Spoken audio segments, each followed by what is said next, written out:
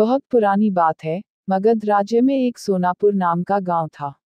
उस गांव के लोग शाम होते ही अपने घरों में आ जाते थे और सुबह होने से पहले कोई भी घर के बाहर कदम भी नहीं रखता था।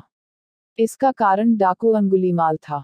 डाकू अंगुलीमाल मगध के जंगलों की गुफा में रहता था।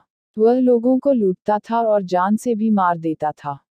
लोगों को डराने के लिए वह जिसे भी मारता उसकी एक उंगली काट लेता और उन उंगलियों की माला बनाकर पहनता। इसलिए उसका नाम अंगुलीमाल पड़ा। गांव के सभी लोग परेशान थे कैसे इस डाकू के आतंक से छुटकारा मिले। एक दिन गौतम बुद्ध उस गांव में आए। गांव के लोग उनकी आवभगत करने लगे। गौतम बुद्ध ने देखा कि गांव के लोगों में किसी बात को लेकर दहशत फैली है। तब गौतम बुद्ध ने गांव वालों से इसका कारण पूछा। ये सुनते ही गांव वालों ने अंगुलीमाल के आतंक का पूरा किस्सा उन्हें सुनाया। अगले ही दिन गौतम बुद्ध जंगल की तरफ निकल गए। गांव वालों ने उन्हें बहुत रोका पर वो नहीं माने।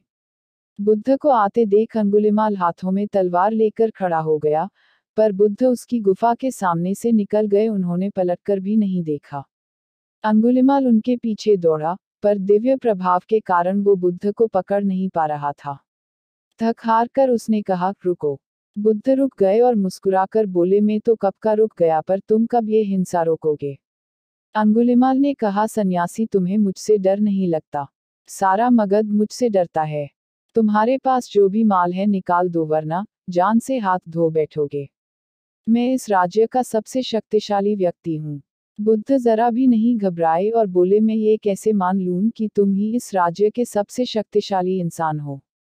तुम्हें ये साबित करके दिखाना होगा। अंगुलीमाल बोला, बताओ, कैसे साबित करना होगा? बुद्ध ने कहा, तुम उस पेड़ से 10 पत्तियां तोड़कर लाओ। अंगुलीमाल ने कहा, बस इतनी सी बात, मैं तो पूरा पेड़ उखाड़ सकता हूँ। अंगुलीमाल ने 10 पत्तियां तोड़कर ला दी।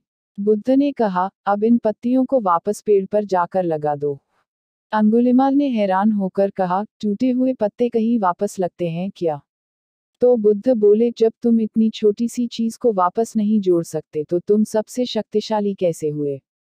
यदि तुम किसी चीज को जोड़ नहीं सकते तो कम से कम उसे तोड़ो मत। यदि किसी को जीवन नहीं दे सकते तो उसे मृत्यु देने का भी तुम्हें कोई अधिकार नहीं है।